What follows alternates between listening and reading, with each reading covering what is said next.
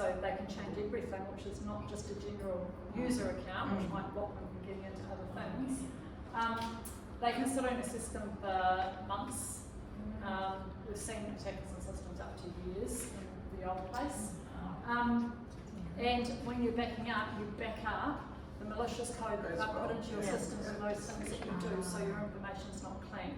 So probably one of the easiest things you can do is, no Harvey Norman, no Lehman, wherever you want to go, is go down and get a hard drive where you can actually back up to, and you do it on a regular basis, once a week, once a month, whatever works for your business, so that you're not losing your information, and lock it away somewhere, and make sure that those backups can't be changed by other people, and password protect that as well. One of the other key things that you just heard me talk about, some scary things around multi-factor. Multi-factor, does anyone not know what multi-factor authentication is? You don't know what it is?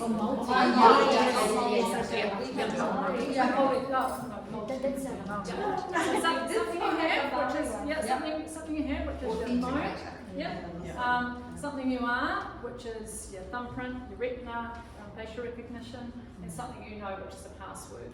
So all of those things together are layers of protection that you need to be thinking about to stop an attacker from getting into your accounts and doing what they need to do. When it comes to passwords, and I can't say this enough, not only have I said, make sure that you're not entering all your information online, check your privacy settings on your social media. Passwords, please don't use 1, 2, 3, 4. People still do it. People still do it. Without a word of a lie, my sister's mother-in-law passed away in August last year, and I walked down to Nelson to the funeral, and I had to do something for her, and they're like, oh, just use our Wi-Fi, and I'm like, okay, can you give me the password?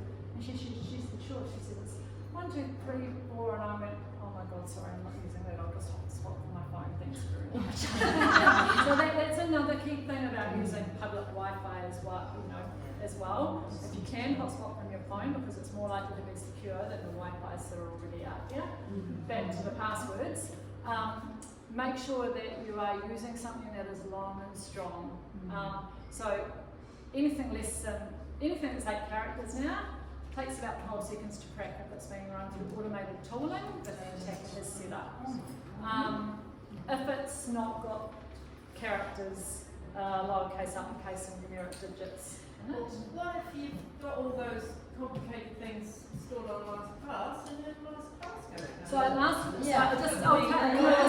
can I just clarify something about LastPass? Yes, LastPass was attacked. So I don't know what LastPass is. LastPass is a password manager. So I don't use it. Okay, we'll talk about that in a sec too. Just clarifying something about LastPass is LastPass was attacked. They are really attractive target attackers, right? Because we all put our information in there. They did not get to the end-to-end encryption of people's passwords and that kind of stuff for us. I would advise that you go and change your master password for LastPass if you haven't done that, but there's no need to change your passwords probably for everything. If you've had an email, someone, were you overseas and you had an issue with your Facebook? Was it you? It was Kit. No, Kat. She had everything. Yeah.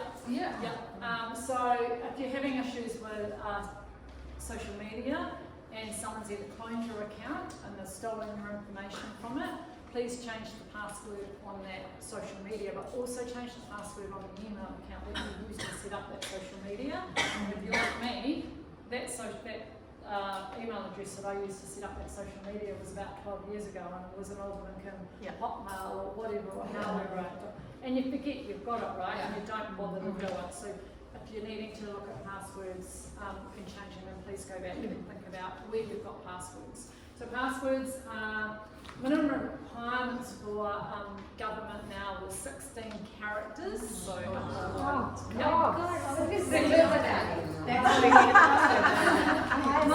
my advice for you guys, no, don't use that. But yes, use a passphrase if you need, like the chair is black. Please don't use the quick brown fox jumped over the lazy dog. That's what people do. No, that's just the first one that they tried was that when they tried to crack passphrase. and they managed to get through. So it's called a passphrase as opposed to a password. Something long and strong that you'll remember. But then they have to have all the characters and numbers and that in there as well. If it's just a phrase. You can replace. Oh, You yeah. can yes, you can. And then make it unique. Now, one of the things that you can do is, and LastPass does do this as well, is if you do have a password manager, so something where you can, if you don't want to remember all your passwords, Yes. have a different password for everything. Because the minute you have the same password for something, I'll tell you about that, guys. Password managers they'll create a password for you, so you don't have to remember it. That's right. You can put it straight into the site when you're logging in. It's not as crackable. It's something that you'll probably never ever remember. But it's much more secure than. So then saying you're relying password. on. So if you get, like for me, I use LastPass, and if it creates the passwords for me, and I'm relying on LastPass. You are. And then, so it's just that one. But you're only going to remember one password to get into LastPass to be able to get all those things up and running. It's however you want to. But they have multi-factor authentication as well, and they have backups for, they'll send you an email to get back in. You've just got to make sure you set all that up, because otherwise it's bugging up. But I always wonder about multi-factor authentication. You can't get the code that they send you to get in. Yes. So that's a good single point of fact. So from that point of view, you can have alternative, and I usually set up both, right? I'll give you one way to set up a method of multi-factor authentication. It might be my phone, and it says, can you give me a second method? The second method is usually sent to my email or to whatever else as well. So I usually always put in both so that I've got that backup if I need it. Most places do that nowadays. But that's what stops me doing it. I think, I'll lose my phone. One of those factors and you know. So I would say, and this is something that we use in a slightly different realm, for somebody to be able to run ransomware on a computer system now costs around about $300 New Zealand, so someone can buy it off the dark web and run it. They've spent $300, and it's going to cost you quite a bit more than that. And this is why I asked you to think about what's the cost of your business now, because it possibly will bring you down at least $10,000 to recover if you have an attack just because you didn't want to put in multi-factor authentication. And yes, you might lose your phone, and that you don't want to do that, but at the same time, you've got other means to be able to contact LastPass and be able to get that information if you've got the master password to be able to get them. And don't forget the last. Write it down on a piece of Someone paper. else spent $300 on ransomware. I didn't want to do that just in case I lost my phone. Now I lost my business. It sounds like a cruel thing to say, but we see it happen. It's really sad. The other thing that I want to say about passwords and people, like how do they steal stuff, right? How do attackers steal my password? How do they steal my login credentials and my username? Well, they trick us, right? Phishing emails, so back right at the beginning, deepfake started with a phishing email. People still put in links. There's one right out in the wild at the moment. I found it out about late yesterday afternoon, which means that people are being asked to put their usernames and passwords into a shared document or a document that's important, and they're still calling for it. So if you're getting emails from people that you don't know or being asked to put into user credentials or anything, please double check where it's coming from. What's happening, Jules? Yeah, so I nearly got tricked for a Trade Me sale last year. So somebody did on my option to buy now, and then I got an email, so it came through the Trade Me platform, but it had a link in it. Yep. And I was half asleep because it was 11 o'clock at night, and I clicked on the link, and it was asking me to log into my internet banking. Yep. And I was like, this is really weird. Yep. And so my bullshit sensor came on, thank Which God. is a good thing. But I still got a text from the bank saying it looks like somebody's tried to access your account, so they looked at my account. How come they're not open? The thing is having red on it.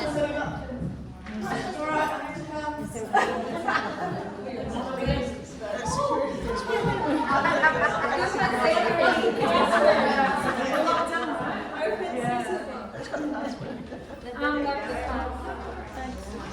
think so. The other thing, Jules, is there is also a thing now too called in our world it's called adhesive stuffing, and what that means is that like, there's a massive database, and this is also well known in the public arena that attackers have created, and all our usernames and passwords. I've been a victim of having my credentials stolen because I haven't done the right things way back in the day.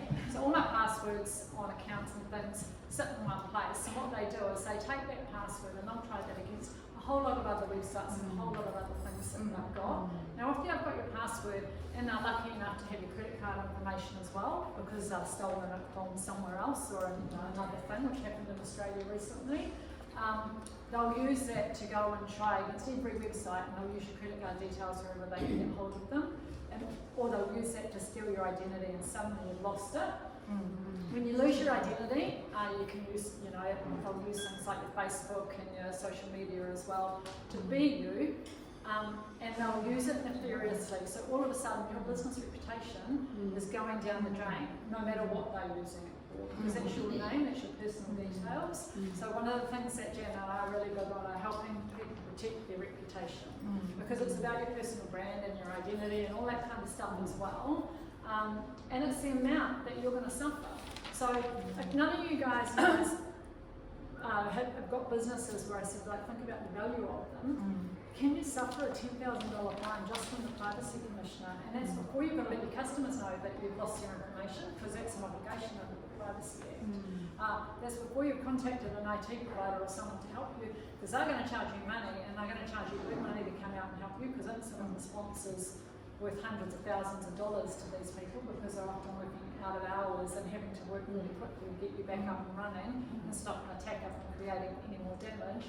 And if you've got staff or you've got people in your business, you're going to need to pay them, and you're going to think about how you need to run your business. And a lot of us don't have enough of that buffer sometimes to be able to think about that.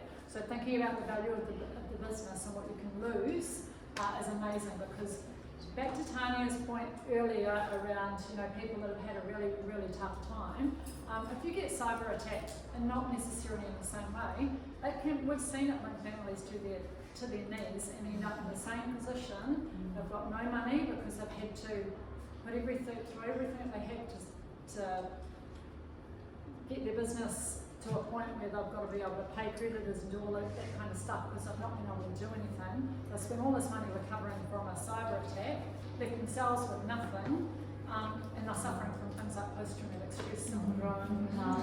We've seen some terrible instances where people are no longer with us for the sole fact that they've had a cyber attack, and it's just cost them too much in personal time and in money to be able to think that they're actually really doing it. So there's some dangerous consequences of being cyber attacked. So we talked about making sure that you're using unique passwords, long and strong, updating your system. So please, if you use an IT provider, get them to help you with making sure you've got automatic updates set up on your systems. On your own laptops, have automatic updates set up on your systems, and go in and check stuff from time to time. And what you can do is, so for instance, the easiest thing for me to tell you is to check the browser, is to go and right click on the top right hand corner, and it will tell you, it will say about Google or about Chrome or about whichever one you're using, and it will say update, and please run the latest updates, because I guarantee that nobody else is doing that, and that doesn't happen when you update your computer and it says an update is due when it comes through from your provider. So you need to be thinking about all the applications and things that you download, and that you're updating them. If you've got kids that use your devices, are they gaming on them? Who are they talking to? What are they downloading? Because you can't tell, right? So either give them, if you've got the capability to do so, give them their own, set them up with their security properly. If they don't, then make sure that you've got them in an environment where you can keep an eye on what's happening, and that you're helping them update what they need to on those devices as well. Make sure that you are ring-fencing your information that you're working through on your devices, and understand what your crown jewels are. So those crown jewels are things like your personally identifiable information, and if you're working with IT providers, you may not need to protect every system and everything that you have. So someone's phone number might not be personally identifiable information because it's listed on a public website somewhere, but if you lose their date of birth and their name, and their login details or bank account details or credit card details, you're up for those kind of things. Or health information, education information, anyone that sort of works on the fringes of the law enforcement as well. Personal information and email addresses versus work information, email and addresses. If you are to get a phishing email to your personal address and you send it to your work address, and we've seen this happen, and you change any details or any passwords within that, because Microsoft is saying your account's been hacked, you need to change your details. You can infect your business with your personal information, and we've seen this happen too, which has also brought a business to its knees in Wellington very, very recently, because someone got a personal email that says your Microsoft account has been compromised for your work address, because it looked like it came from a trusted source. Please go and change it. So she did, and all of a sudden she launched an attack on her business's system. So as well as not expecting emails that you are not looking for from other attackers, from other people rather, make sure that you're looking at the email address and you know where it's coming from. That one had an underscore in the name as opposed to they used to have a hyphen in the name. They've changed that now. So make sure that you're really taking a really good look at the email address that it's coming from, and if you don't know and someone's asking you for any information, or they're asking you to click on a link or respond to an email, even if there's no link in it and you don't know who that person is, probably think twice about doing it. I had a really good one the other day saying, Wendy, someone named Wendy Bennett has died, we're trying to contact family, please contact me on this if you can help me out. Well, I don't know Wendy Bennett, I'm not in relation to Wendy Bennett as far as I know. The motive behind that was for me to contact them and make it feel like it wasn't going to be my fault, and that I might get money out of some sort of inheritance or whatever if I was to contact them, because they were then going to socially engineer me to, get that money and say, well, actually, if you pay this fee of, $50 or $60 or whatever, yep, 100%. So it just, it happens to the best of us. So it's really basic things to be able to start doing that kind of stuff. Don't use your, make sure you've got your phones. Who was it? Shushma. I was sitting with Shushma the other day in a different space. You don't need your location settings turned on for every application that you've got if you don't need it to be. You don't need your camera turned on for every application that you've got. You can just click the button and say I only want to use it at that particular time when you're using it, rather than using it all the time.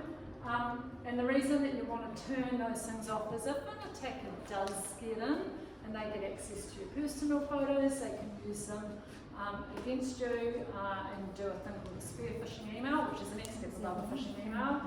You're suddenly like, this person knows me, they've got that photo, they've got that information, and they're making it very personal. So, can you repeat those? Turn off your camera, what was the other one? Location settings as well. What about tracking? Like that, all the apps want to track what you're doing on other apps. I always just go. I never allow tracking on applications. You will find, and if you like me, and I still do this, and I'm lifting my skirt there in my dirty laundry. Sometimes I don't bother to read the terms and conditions that come with some of the stuff. Well, there's pages of them, right? And then I'm like, oh, you should have really read that. And then I click yes, and then I'm like, oh, they're going to do that with my information, or they are going to allow that to track or do whatever, and you can't turn that off. So Timu in Australia apparently has done that quite recently as well. I didn't download Timu, but that's one of the issues that they've got. They've also got terrible terms and conditions, so they look them up. Hey? Timu's own terms and conditions are quite terrible. Yeah, they are. I read them. They can send you the wrong size, the wrong colour, the wrong whatever, for anything. They are the most destructive company in the world for our planet and Are they?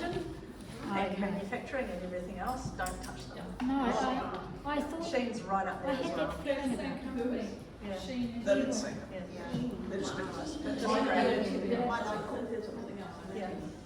By second hand, People don't let us here, 2014, I don't know why this graph is not showing up properly. Should be. 2014 and here we're at 2023, so there's been a staggering increase in cybercrime in the last little while. This here is around about the start of the pandemic, running through and running up. 2023 was the worst year for cybercrime across the globe ever. Cyber criminals are about to overtake the drug trade. We're looking at about $28.8 trillion in global GDP by 2027 at the moment. Looks like they were training during the pandemic. They got training during the pandemic. We didn't come through the pandemic, right? We as a Everyone was online. people sort of said to people, oh, is it safe? And so we were opening ourselves up to the fact that we didn't necessarily know whether it was safe or not. So the attackers were using all those things we were saying weren't safe. We're guilty. I worked at the National Cyber Security Centre. We were putting out advice and guidance on what people needed to do and telling attackers we had the security systems. Yes, Back to Tanya's point about what can we do apart from these really basic things. You need to look at three things: people, process and technology. You need a plan. You need an incident response plan or a plan if something is to go wrong. Like I said, no different than if there was an earthquake. And everyone goes, it's all right, Wendy, I know a plan. I'll just run the IT provider. And I'm like, okay, like I just said before, how far down the chain are you with your IT provider? They're going to help you. How much money have you got? What can you do? What do you need to do? And how long is it going to take you? If you've got teams and staff, you need processes, you need policies in place. You don't need an extensive plan, you just need to write it down and you need to be able to tell people what that plan is. Should you store that plan somewhere secure, like in your 100%. offline backup? And a backup. Have a hard copy somewhere if you need it, if you're going to go to that detail of plan. When it comes to incident response plans, they need to include who you would contact. So if you don't have an IT provider, make sure that you've got someone or you know where to go and find one. You might need legal expertise because generally a cybersecurity attack is actually in the legal activity. People don't think about that and they need support from a lawyer. You can pay for cyber insurance. Targeted at this room, cyber insurance is not the cheapest thing that you can buy by any means. It's very expensive, really technical, and if your IT provider changes something in the background and they don't tell you, and that doesn't fit with the insurance won't pay out. They'll only pay for some things that they say they're going to pay for, so it's not like if you go and wreck your car and something goes wrong, it's not as black and white in the technology space. So making sure that you've got those things in place and making sure that you've got the right technology. So if you've got another, make sure you're backing up those systems regularly so that you know which clean backup you can go to. One that might not have attackers in it, that you're not just backing up to the cloud. So being prepared in that respect is key. So have a plan, make sure that you're looking at your passwords at the very least.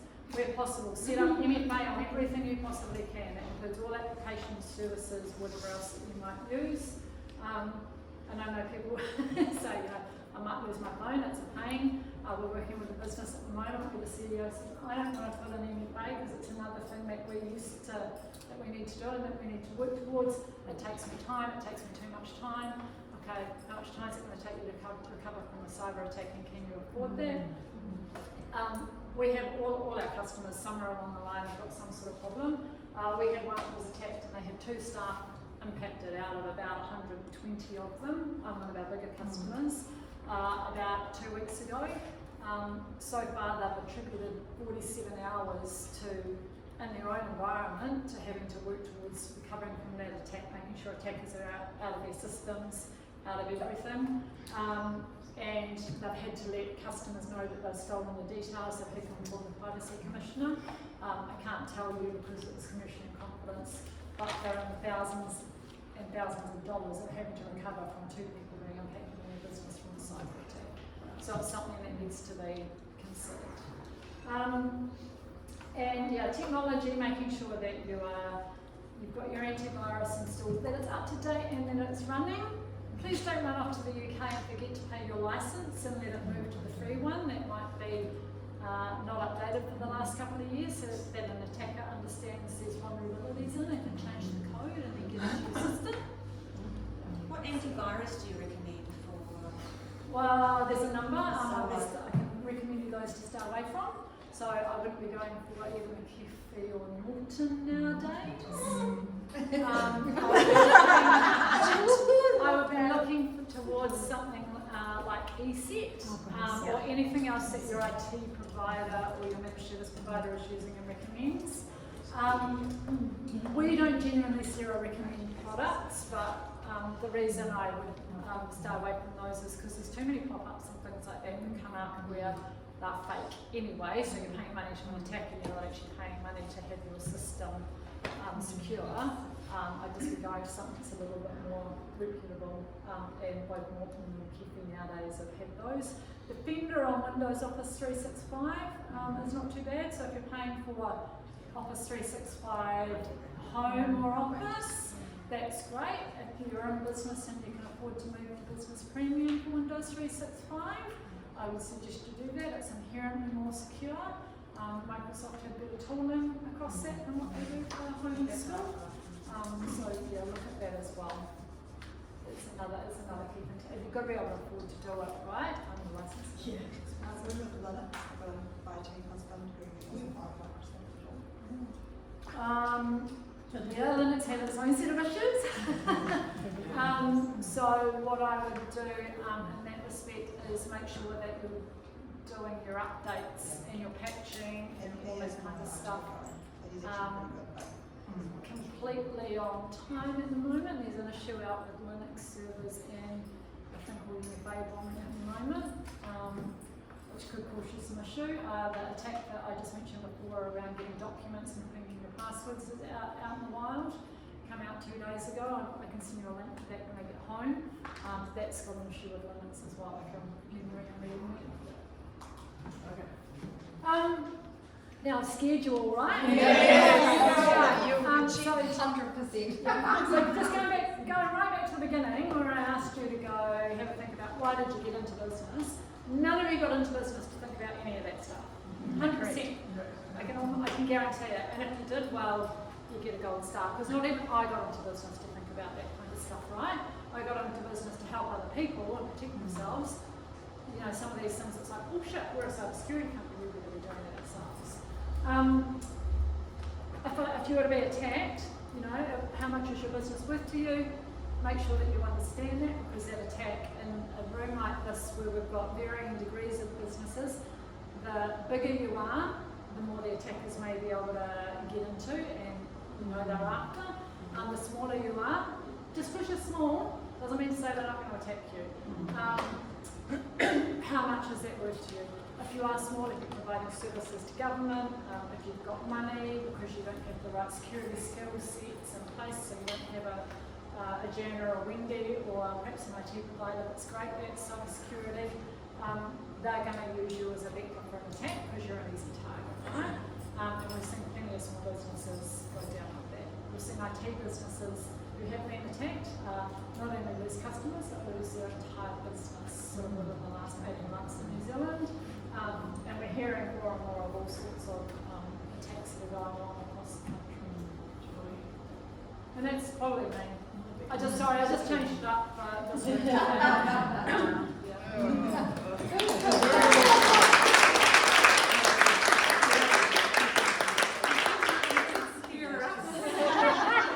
there going, holy shit. I think it would be really helpful if we could you put in the Facebook Chrysalis chat the points, the top points that we could actually implement, because my head was like, oh shit, I've got to do that.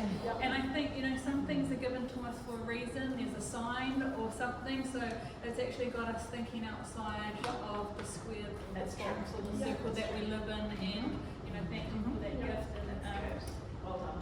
Yes.